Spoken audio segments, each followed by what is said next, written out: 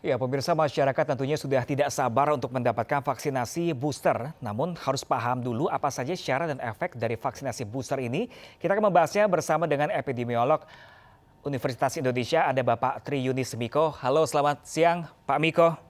Selamat siang, Mas Pram. Ya, Pak Miko, ini besok pemerintah mulai gencar melakukan suntikan dosis vaksinasi booster nih Pak Miko. Ini menurut Pak Miko itu sudah tepat apakah bahkan terlambat untuk saat ini?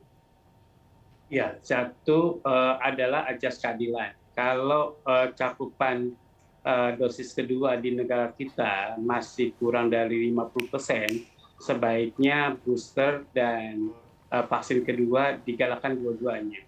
Jadi capailah cakupan vaksinasi dua dosis itu 70%, Mhm. supaya kita adil bagi yang belum menerima vaksin kedua, jangan dihabiskan untuk booster begitu. Dan kedua adalah vaksin booster harusnya diprioritaskan satu Mhm. bagi lansia, bagi orang-orang yang berisiko kalau kena COVID itu berat. Jadi ya Mhm. bagi lansia, ya. Kedua adalah bagi orang yang punya komorbid. Mhm. Yang ketiga adalah jadi vaksinasi kedua harus dikejar gitu. Jadi Mhm. vaksinasi orang yang belum mendapat vaksin. Kalau bisa semuanya sudah mendapat vaksin supaya kita bisa mencegah keparahan kalau di orang itu terkena infeksi COVID-19. Mhm. Nah, ini kalau perihal yang pemerintah mencanangkan kalau vaksinasi booster ini berbayar, menurut Pak Miko ini setuju atau enggak? Ya, jadi vaksin booster itu diberikan harus ya, bukan pilihan. Mhm. Kalau itu Wajib artinya pilihan, berarti ya? eh, iya itu harus diberikan. Aha. Kalau itu pilihan adalah mungkin boleh berbayar. Mhm. Yang kedua pertimbangannya adalah sekarang status wabah di Indonesia belum dicabut oleh Presiden. Mhm. Berarti tanggung jawab negara atau pemerintah, baik itu pemerintah pusat, pemerintah daerah, provinsi, kabupaten, kota itu masih bertanggung jawab terhadap wabah ini begitu. Jadi Jadi menurut saya mhm. harusnya tidak berbayar. Jadi artinya dengan status wabah yang masih terjadi di Indonesia ini, seharusnya pemerintah menggratiskan vaksinasi booster ini, begitu Pak Miko? Ya karena Presiden tidak mencabutnya pada Mhm. waktu dia Mhm. mengatakan harus penanggulangan COVID itu di Indonesia diprioritaskan Mhm. begitu. Mhm. Dan dia tidak mencabut status wabahnya. Jadi dengan demikian maka pemerintah, baik itu pemerintah pusat atau pemerintah daerah, provinsi, kabupaten, kota itu bertanggung jawab sesuai undang-undang. Heeh. Nah, ini kan kita masih berpikirnya berbayar Pak Miko ya. Nah, kalau berbayar ini apakah nanti dosis vaksin untuk booster ini apakah nanti ada dosis lanjutan lagi dan kita harus bayar lagi atau seperti apa Pak sebaiknya?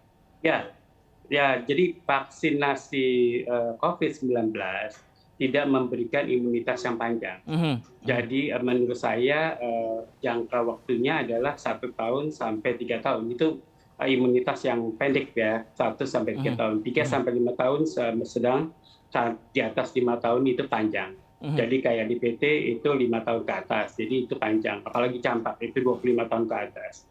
Nah kalau COVID itu 1 sampai 3 tahun, tapi cenderung rata-rata 1,5 tahun harus divaksin lagi.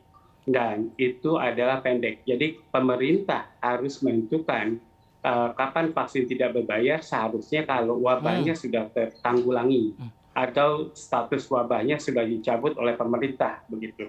Jadi Jadi mungkin tidak agak menjadi tekor juga tanggung jawab Pak. pemerintah lagi. Mungkin bisa dibilang agak tekor juga Kenapa? Pak Miko ya, karena mungkin kalau misalnya kita harus berbayar di dosis vaksin pertama untuk booster, nah selanjutnya nanti akan berkurang efektivitasnya dan kemudian kita harus berbayar lagi mungkin agak memberatkan masyarakat ya Pak Miko ya? Bukan berarti memberatkan masyarakat. Sekarang tanggung jawabnya berada di tangan pemerintah, Mhm. begitu kan? Mhm. Pemerintah pusat dan pemerintah daerah begitu. Nah, itu berarti rakyat tidak wajib membayar. Harusnya begitu. Karena undang-undang mengatakan demikian. Kalau pemerintah tidak mampu, Mhm. maka dia harus men-state, kami tidak mampu karena harus membangun ibu kota negara. Mhm. Mhm. Kami tidak mampu karena harus membangun yang lainnya begitu. Mhm. Jadi harus dinyatakan oleh pemerintahnya. Mhm. Jadi jangan membohongi masyarakatnya begitu. Jadi masyarakat harus tahu apa yang menjadi beban negara Mhm. saat ini kemudian sampai tidak mampu membayar vaksin untuk rakyatnya. Jadi Nah, itu adalah tanggung jawab pemerintah.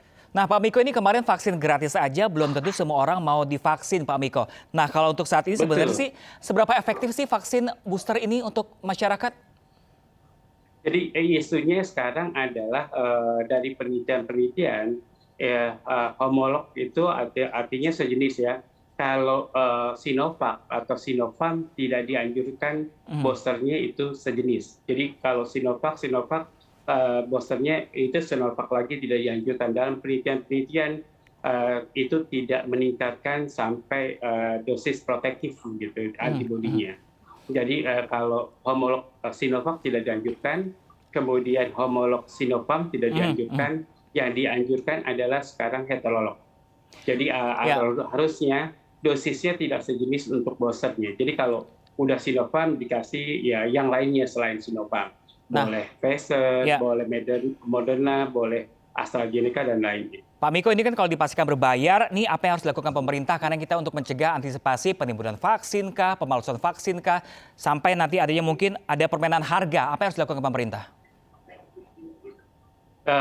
Jadi menurut saya pemerintah harus men-state dulu bahwa wabahnya sudah selesai atau belum. Mhm. Kalau wabahnya belum selesai, ya kalau masyarakat menolak membayar itu salah pemerintah. Mhm. Pemerintah mau Mhm. disalahkan atau tidak?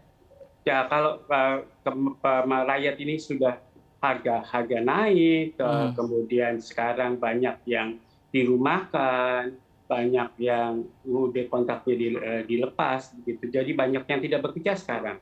Jadi Oke, baik. 5% sampai 10% yang sudah tidak bekerja. Jadi pemerintah menanggung banyak biaya. Jadi sebenarnya harus diprioritaskan. Membangun ibu kota negara menurut saya kurang prioritas Oke, baik. dibanding menolong rakyatnya begitu. Baik, terima kasih banyak Pak Tri Yunis Miko Wahyono selaku epidemiolog Sama-sama, Universitas Mas. Indonesia. Semoga ada solusi dari pemerintah. Karena yang kemarin saja vaksin gratis belum tentu ada yang mau divaksin juga. Terima kasih Pak Miko.